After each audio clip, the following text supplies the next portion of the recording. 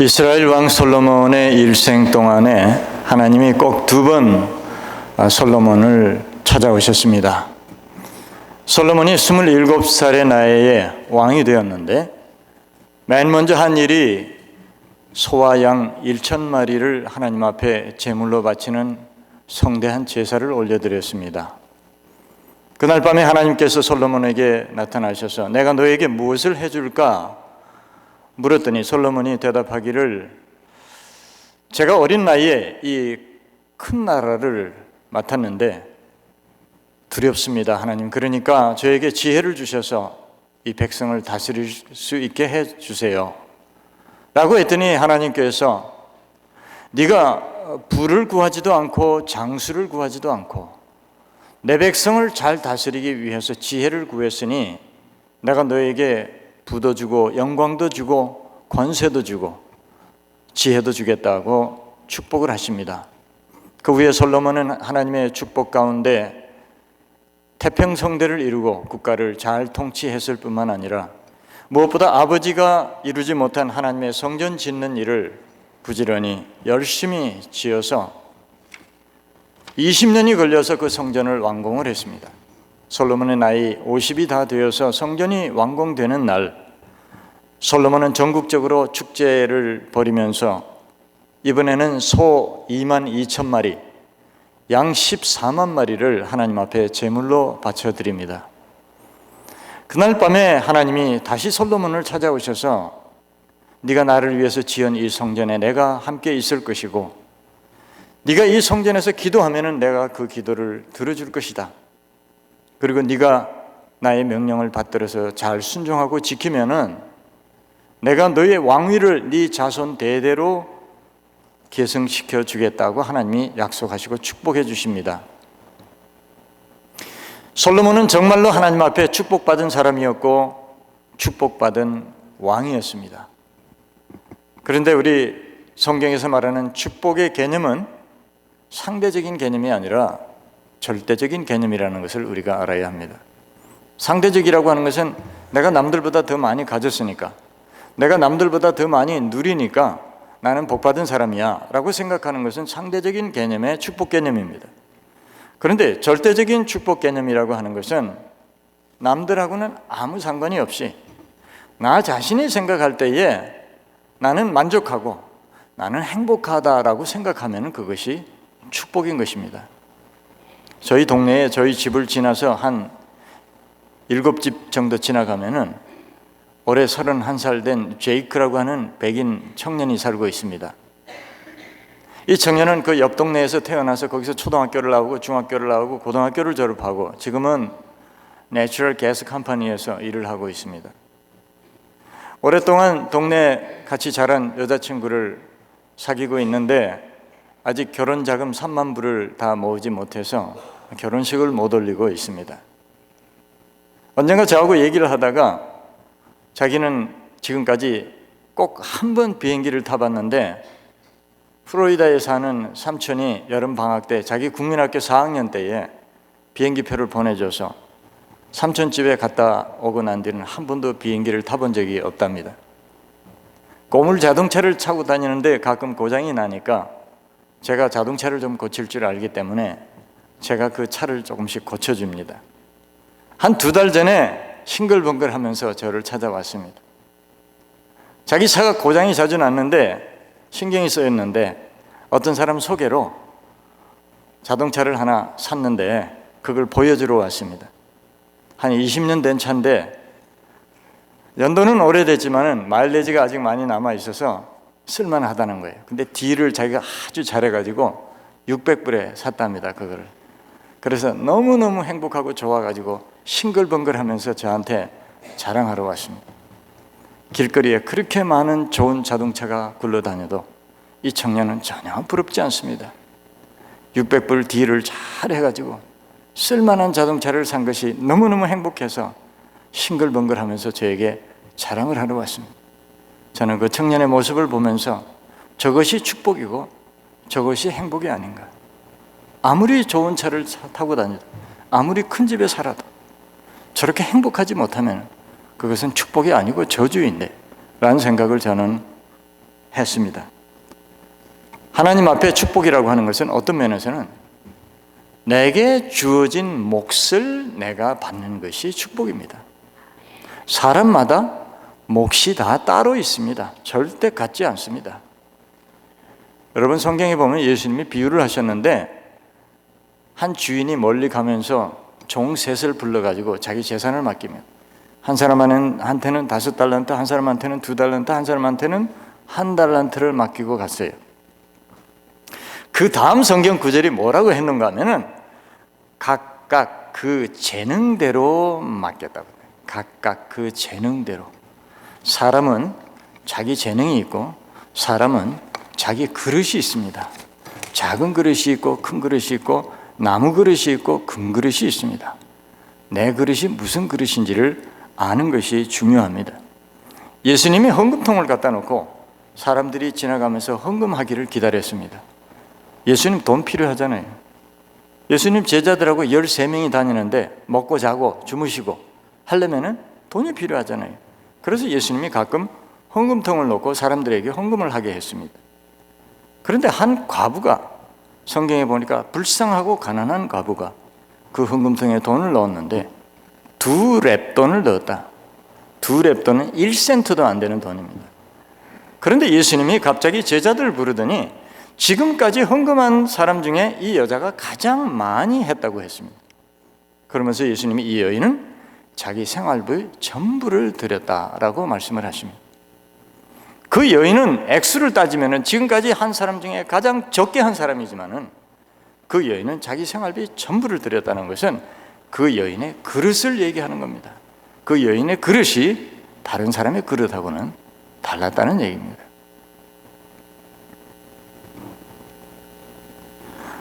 예수님을 보고 싶은 사람이 많았습니다. 예수님은 슈퍼스타였으니까요. 그래서 삭개오라고 하는 한 부자가 예수님을 만나고 싶었는데 성경에 보니까 키가 얼마나 작았는지 키도 적고 사람이 너무 많이 모여서 예수님 만날 수 없으니까 길가에 있는 뽕나무 위에 올라가서 예수님 지나가는 모습을 구경을 하고 있습니다. 근데 그 많은 사람들을 제쳐놓고 예수님이 그 뽕나무 위에 있는 삭개오를 보고 내려와라, 내가 오늘 네 집에서 묵겠다라고 말씀을 하시니까 너무 삭개오가 기분이 좋아서 예수님을 모시고 자기 집으로 가서 음식을 잔뜩 차려놓고 예수님을 대접을 합니다. 그런데 거기에 벌떡 일어서더니 이렇게 말합니다. 지금까지 만약 제가 남을 속여서 취한 재물이 있으면은 제가 4배를 보상을 하겠습니다. 그리고 제 재산의 절반을 나누어서 가난한 사람에게 주겠습니다. 이렇게 예수님 앞에 서원을 합니다. 그랬더니 예수님이 그 삭개오에게 오늘 구원이 이 집에 이르렀으니 아브라함의 자손이라, 이렇게 예수님이 축복을 하십니다. 그 삭개오는 예수님으로부터 영적으로 엄청난 축복을 받게 되는데 그것은 바로 그 삭개오의 그릇이 그만큼 달랐다는 얘기입니다. 큰 그릇이 좋다는 얘기는 아닙니다. 금으로 만든 그릇이 중요하다는 얘기는 결코 아닌 것입니다. 제가 얼마 전에 어떤 경제학자의 강의를 듣는데 그 경제학자가 하는 말에 제가 많은 깨달음을 얻게 되었습니다. 그 경제학자가 한국분인데 그분이 그레고리 맨큐라고 하는 지금 현재 하버드 대학교 경제학 교수 얘기를 했습니다. 그러면서 그분이 쓴 책 중에 Principle of Economics라고 하는 맨큐의 경제학 원론이라고 하는 책을 소개하면서 그 책 제 첫 장에 경제학의 10대 원리가 나오는데 제 4번째 4대 원리가 뭔가 하면은 사람은 경제적 유인에 반응한다, 그런 주제가 있다는 거예요. 여기 경제적 유인에 반응한다고 하는 economical incentive라고 하는 말은, incentive라고 하는 말 여러분 잘 아시는 대로 우대한다, 뭐 특혜를 준다, 뭐 유익이 된다, 이런 뜻인데 사람은 경제적 유익이 되지 않으면 절대 움직이지 않는다, 반응하지 않는다. 다른 말로 하면 손해보는 장사는 절대 안 한다. 자기에게 남는 장사만 한다. 근데 그 다음 얘기가 중요합니다. 이분 한 얘기가. 이 원리는 경제적인 면에서만 해당되는 말이 아니라 우리 인간들이 이 세상 살아가면서 모든 면에 있어서 자신에게 유익이 안 되면은 절대 행동으로 옮기지 않는다는 얘기입니다. 자, 5달란트, 2달란트, 1달란트 받았는데 그 종들이 나중에 주인에게 와서 보고할 때 보면은 5달란트, 2달란트 받았던 종은 2곱으로 남겨서 비즈니스를 해서 2곱으로 남겨서 주인에게 가지고 와서 칭찬을 받았습니다. 1달란트 받았던 종은 땅속에 꽁꽁 묻어두었다가 그 1달란트를 그대로 가지고 와서 주인에게 갖다 바쳤더니 주인이 그 종을 야단치면서 그 주었던 1달란트를 뺏어서 다른 달란트 받았던 종들에게 주었다, 이렇게 되어 있습니다. 그 1달란트 받았던 종은 철저하게 경제적 유인에 반응하면서 살았습니다. 일반적인 세상의 보통 사람들의 삶을 살았다는 얘기입니다. 그런데 놀랍게도 그 종은 주인으로부터 책망받고 야단받고 가졌던 것도 뺏기고 쫓겨났습니다. 5달란트, 2달란트 받았던 사람은 경제적 유인에 반응하면서 살지 않았습니다. 땀 흘려서 열심히 일해서 재산을 불려받았다 자기 거 될 거 없습니다. 그거 주인 겁니다. 그럼에도 불구하고 그들은 노력하고 땀 흘려서 재산을 늘렸다는 얘기입니다. 그들은 경제적 유인에 반응하면서 살았던 사람들이 아니라 바로 주인에게, 그 주인과의 관계가 소중하기 때문에 그 주인이 자기들에 대한 실망스러움을 주지 않기 위해서 주인에게, 그들은 그 주인에게 반응하면서 살았던 사람입니다. 우리 신앙에 한번 적용을 해보죠. 여러분 신앙생활을 어떻게 하십니까? 여러분 교회 생활을 어떻게 하시나요? 여러분 이웃과의 관계에서 어떻게 살아가십니까? 여러분들은 철저하게 경제적 유인에 반응하면서 살아가십니까? 아니면 하나님께 반응하면서 살아가시느냐, 그 말이에요. 교회 생활을 어떻게 하시느냐, 그 말이에요. 나에게 유익되면 반응하고 유익이 안 되면 반응하지 않는 일반적인 사람들의 모습, 거듭나지 않은 사람들의 모습, 1달란트 받았던 사람들의 그 모습 그대로 우리가 살아가고 있느냐, 그 말입니다. 축복이라고 하는 것은 두 번째로 중요한 것이 하나님께서 검증을 하셔야 우리의 축복은 참된 축복이라 그렇게 생각할 수 있습니다. 오늘 장로님이 읽어주신 말씀 가운데 보면 7장 12절 이하에 하나님께서 두 번째 솔로몬에게 나타나셔서 솔로몬이 지은 성전을 하나님께서 이렇게 말씀하십니다. 내가 이 성전에 있겠다. 이 성전은 내 성전이라. 짓기는 솔로몬이 지었는데 하나님이 이 성전은 내 것이라, 내 성전이라 컨펌을 하신 겁니다. 하나님께서 검증하신 겁니다. 이거는 내 거라고 하나님이 검증해 주셨습니다. 솔로몬이 아무리 20년 동안 30년 동안 아무리 엄청난 재물을 들여서 그 성전을 지으면 뭐합니까? 거기에 하나님이 안 계시면은 그 성전은 아무 소용이 없는 겁니다. 그거는 하나님의 성전이 될 수가 없는 겁니다. 하나님이 검증하셨기 때문에 그 성전은 하나님의 성전이 되는 겁니다. 이 교회 아무리 웅장하게 짓고 아무리 사람이 많이 모이면 뭐합니까? 여기에 하나님이 계셔야 이 교회가 하나님의 교회가 되는 것입니다. 우리의 신앙이 아무리 30년 40년 신앙생활하면 뭐합니까? 하나님이 도장을 찍어주셔야, 하나님이 검증을 해주셔야 그 신앙이 진정한 신앙이 되는 것이 아닙니까? 우리 신앙은 하나님 앞에 검증을 받아야 됩니다. 솔로몬은 하나님이 나타나셔서 직접 검증을 하셨지만은, 그러면 현재 오늘날 살아가는 우리들은 우리의 신앙을, 우리 교회를 어떻게 검증받을 수 있습니까? 바로 하나님의 말씀인 이 성경입니다. 성경적이면은 그것은 하나님이 검증하신 겁니다. 성경적이라 해야 됩니다. 성경적인 교회가 되어야 돼요. 성경적인 믿음이 되어야 되고, 그래야 하나님이 검증하신 신앙이 되는 것이고 교회가 되는 것입니다. 어떤 교회에 문제가 많아서 회의만 하면은 사람들이 뭐 이런 얘기 저런 얘기, 자기 주장이 옳다 내 주장이 옳다 그러니까 목사님이 하도 시끄러우니까 앞에서 사회를 하면서, 자, 지금부터 손 들고 발언하실 분들은 성경 구절부터 먼저 말씀하세요.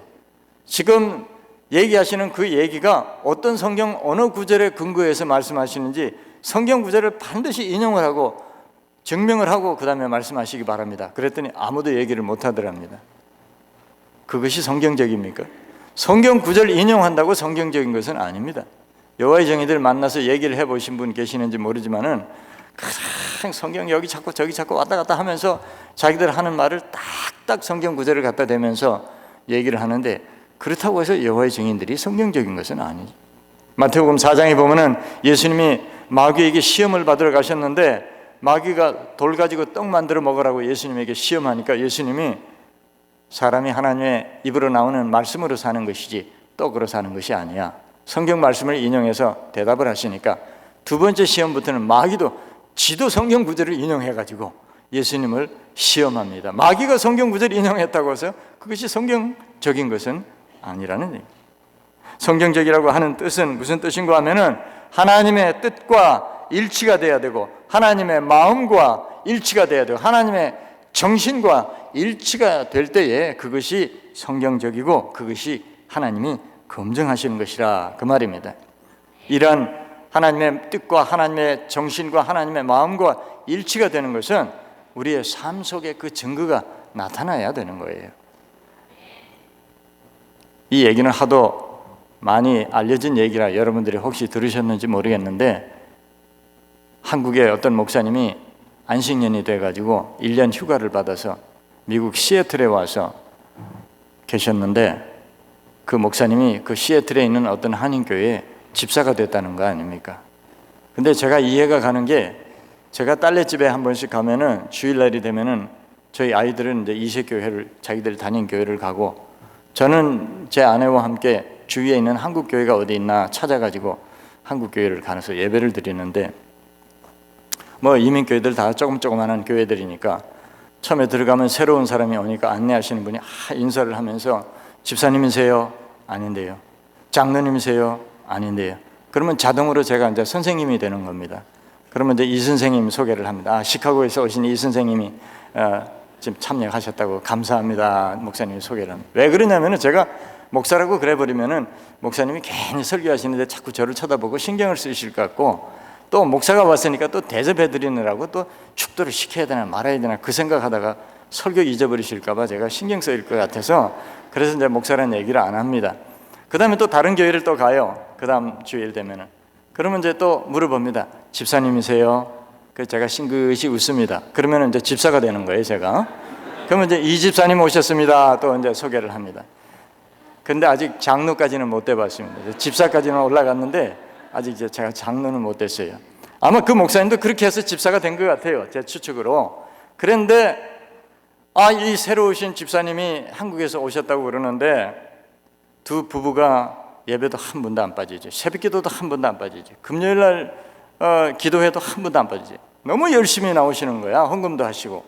그러니까 목사님이 한 달쯤 지나고 나서, 집사님, 우리 마침 이 구역에 구역장님이 이사를 가시는 바람에 구역장님이 비게 됐는데 그 구역 좀 맡아주세요.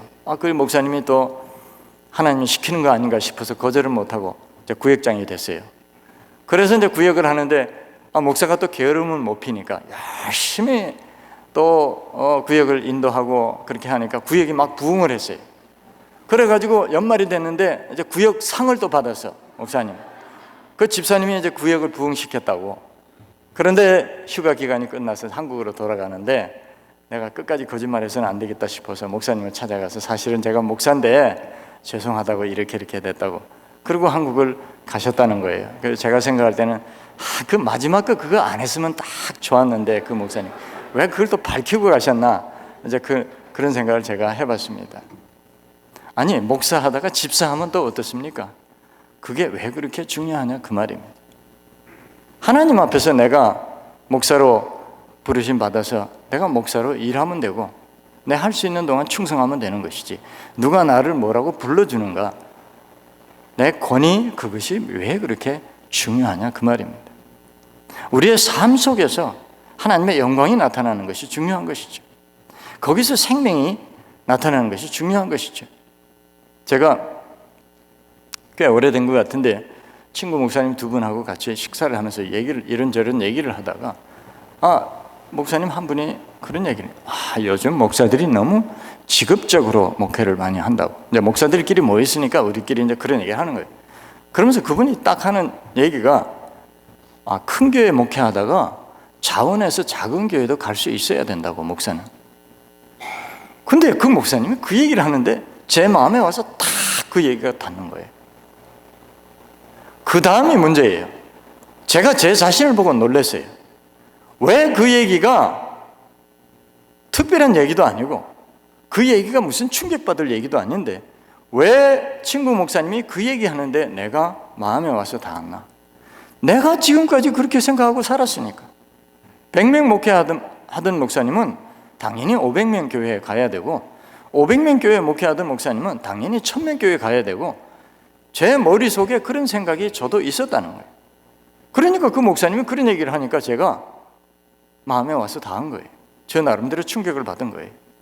내가 잘못됐구나, 나부터. 목사가 진급하는 거 아니고 목사가 세상에 출세하는 거 아니지 않습니까?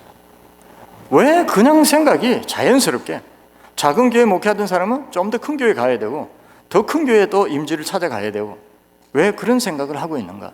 그 자체가 벌써 잘못된 거 아니겠습니까? 성경적이라고 하는 거, 검증이 돼야 한다는 것은 그 삶 속에, 그 환경 속에, 그 조직 속에 하나님의 영광이 나타나는가? 하나님이 계시는 것이 느껴지는가? 거기에 생명의 역사가 나타나는가? 거기에 상처받고 고통받는 사람들이 위로를 받고 새로운 희망을 얻는 것인가? 그것이 바로 하나님께서 검증하시는 신앙이고 교회라고 하는 얘기입니다. 마지막으로 하나님의 축복은 과거형도 아니고 미래형도 아니고 현재 진행형이라야 한다. 그것이 진정한 하나님의 축복이라 그 말입니다. 오늘 13절부터 말씀해 보니까 하나님께서 솔로몬에게 약속을 하시는데 이스라엘 백성과 하나님과의 약속의 관계가 지속되는 동안 하나님은 이스라엘 백성들을 축복할 것이고 하나님은 솔로몬에게 축복을 주시겠다 약속을 하십니다. 17절에 보니까 네가 만일 내 앞에서 행하기를 네 아비 다윗같이 하여 내가 네게 명한 모든 것을 행하여 내 율례와 규례를 지키면 내가 네 왕위를 견고하게 해주겠다. 그러면 하나님의 축복이 조건부 축복이냐? 그렇게 여러분 질문하실지 모릅니다. 너무나 오랜 세월 동안 우리 기독교에서 논쟁이 되어 왔던 것이 믿음으로 구원받느냐 행위로 구원받느냐 하는 것이었습니다. 행위다, 아니다, 믿음이다. 그랬는데 야고보서에 뭐라고 그랬습니까? 행함이 없는 믿음은 죽은 것이라. 그래서 마틴 루터가 이신득이 Justification by faith 해가지고 믿음으로만 구원받는다. 그것이 종교개혁자들의 가장 우선된 주장 아니었습니까? 그래서 마틴 루터가 제일 눈에 거슬렸던 것이 야고보서예요. 그래서 야고보서를 마틴 루터는 지푸라기 복음이라 그렇게 얘기를 했어요. 쓰레기 그러면 또 안 되니까 지푸라기 복음이라 싫었어요. 행위를 너무 강조했으니까. 그러나 성경을 잘 보면은 행위를 강조한 것도 아니고 믿음을 강조한 것도 아니고 두 개는 같이 가야 합니다. 그래서 행위가 없는 믿음은 죽은 것이라고 말한 것입니다. 어떻게 하나를 분리시킬 수 있습니까? 같이 가지 않으면 그중 하나는 가짜인 것입니다. 저는 솔로몬을 보면서 놀랬던 것이 그가 27살에 하나님 앞에 첫 번째 제사를 드릴 때는 소와 양 도합 1000마리를 드렸더니 20년 후에 하나님 앞에 제사 드리는 거 보니까 소 22,000마리, 양 14만 마리. 물론 숫자가 중요한 건 아니지만 중요합니다. 20년이 지나도 솔로몬의 신앙은 변함이 없었고 오히려 날이 갈수록 달이 갈수록 솔로몬의 신앙은 점점 더 깊어졌다는 얘기입니다. 자기 거 안 아까운 사람이 세상에 어디 있습니까? 왕이라고 자기 거 안 아깝습니까? 자기 거 그렇게 하나님 앞에 드릴 수 있다는 것은 그만큼 믿음이 깊어졌다는 얘기고 그만큼 하나님을 더 사랑했다는 얘기 아니겠습니까? 오래전에 제가 개척교회를 하는데 어떤 집사님이 저를 찾아왔어요. 교회도 어렵고 교회 돈도 없고 자기가 헌금 많이 하고 싶은데 비즈니스도 잘 안 되고 근데 가만 생각해 보니까 아주 기가 막힌 아이디어가 떠올랐다는 거예요. 복권을 사가지고 당첨이 되면은 예배당도 짓고 근데 당첨되기가 쉽지 않지만 기도를 세게 하면 될 것 같다는 생각이 들더래요. 그래가지고 티켓을 하나 사가지고 잭팟을 맞으려고 하루 종일 일하면서도 기도하고 걸어가면서도 기도하고 운전하면서도 기도하고 막 기도를 세게 했더니 저녁 때쯤 되니까 마음에 확신이 탁 오는데, 야, 이거 아무리 못해도 500만 불짜리는 맞을 것 같더래요. 그래가지고 가슴이 막 두근두근 하면서 밤에 막 잠이 안 오는데, 야, 500만 불 받으면 내가 교회 헌금을 얼마 하고 또 부도난 우리 삼촌도 좀 도와주고 또 어렵게 사는 내 여동생도 좀 도와주고 또 사고 싶었던 차도 사고 뭐 이렇게 찢어 바르다가 보니까 나중에 11조 할 돈이 없어졌다는 거예요. 그래서 생각하기를, 야, 이거 하나님 뜻이 아닌구나 생각하고 그 찢어서 버리고는 하나님 앞에 회개했다는 얘기를 제가 들었습니다. 축복은 현재 진행형이어야 된다고 하는 말은 축복은 계속돼야 된다는 말인데, 한 번 받고 끝나는 것은 축복이 아니라는 얘기인데, 계속이 되려면은, 진행형이 되려면은 어떻게 해야 되느냐면은 하나님하고 신뢰관계가 이루어져야 된다. 한쪽은 믿는데 한쪽은 그 신뢰를 파괴하면은 그 약속은 성립이 안 되는 것이죠. 하나님하고 계속적인 신뢰관계가, 하나님하고 약속을 계속 지키는 것이 중요하다, 그 말입니다. 마태복음 12장 43절 이하에 보니까 더러운 귀신이 사람에게 나갔을 때에 물 없는 곳으로 다니며 쉬기를 구하되 얻지 못하고 이에 가로되 내가 나온 내 집으로 돌아가리라 하고 와 보니 그 집이 비고 소재되고 수리되었거늘 이에 가서 저보다 더 악한 귀신 7을 데리고 들어가서 거하니 그 사람의 나중 형편이 전보다 더욱 심하게 되느니라. 이 악한 세대가 또한 이렇게 되리라. 예수님이 말씀하셨는데, 귀신 쫓아내는 것이 중요한 것이 아니고 귀신 아예 못 들어오게 하는 것이 중요하고 귀신이 다시 못 들어오게, 범접을 못하게 만드는 것이 더 중요하다, 그 말입니다. 축복을 얼마나 많이 받느냐, 축복을 얼마나 큰 거 받느냐, 그게 중요한 것이 아니고 그 축복을 얼마나 내가 지킬 수 있느냐가 중요한 것이고 그 축복이 내가 천국 갈 때까지 계속 되느냐가 중요하다, 그 말입니다. 오늘 솔로몬의 삶을 보면서 가장 중요한 교훈 하나는, 솔로몬이 나이가 먹으면 먹을수록, 세월이 가면 갈수록 하나님을 어떻게 더 사랑했느냐 하는 것입니다. 솔로몬의 노년의 삶을 기록한 것이 구약 성경 잠언서, 전도서, 아가서라고 하는 성경인데, 그 성경을 한번 읽어보세요. 그 성경을 읽어보세요. 구구절절히 솔로몬이 뭐라고 했습니까? 내가 어떻게 하면 좀 더 큰 부귀영화를 누릴까? 내가 어떻게 하면 좀 더 큰 나라의 큰 권세를 가질까? 내가 어떻게 하면 더 세상의 향락과 기쁨을 누릴까? 그걸 추구한 것이 아니고 거기에 한마디도 그런 거 없습니다. 내가 어떻게 하면 하나님을 더 사랑할까? 내가 어떻게 하면 하나님께 더 가까이 나아갈 수 있을까? 내가 어떻게 하면 하나님께 올인해서 내가 하나님과 깊은 사랑에 빠질까? 그거를 걱정하고 염려하고 고민하느라고 엄청나게 고뇌하는 모습을 우리가 그 솔로몬이 기록한 성경에서 볼 수 있지 않습니까? 솔로몬처럼 세월이 가면 갈수록 신앙의 연륜이 깊어지면 깊어질수록 세상 즐거움과 화려함과 좋은 것과 사람의 영광과 칭찬은 관심이 없고, 어떻게 하면 내가 하나님을 더 깊이 사랑할까? 어떻게 하면 내 생명을 구해주신 그 하나님을 내가 더 깊이 사랑하고 그 하나님께 내가 모든 것을 드릴 수 있을까? 그걸 위해서 기도하고 고민하고 염려한다면 하나님께서 우리와 영원히 함께 하실 것이고, 하나님 우리에게 주신 그 축복뿐이 아니라 2배, 3배의 갑절의 축복을 우리가 천국 갈 때까지 하나님 우리에게 주실 줄로, 우리 자손 대대로 주실 줄로 믿습니다. 기도하시겠습니다. 아버지, 감사합니다. 오늘도 저희들에게 이 귀한 축복을 주셔서 감히 하나님 앞에 나와서 하나님을 아버지라고 부르면서 예배할 수 있는 예배자가 되게 해주셔서 감사합니다. 하나님, 내가 받은 축복 말로 다 할 수 없습니다. 내가 받은 축복 하나님 앞에 우리가 다 갚을 수 없습니다. 그런데 우리가 받은 축복은 잊어버리고, 내가 남들보다 더 가지지 못했다고, 내가 남들보다 더 누리지 못했다고 불평하고 원망했던 어리석었던 저희들을 용서해 주옵소서.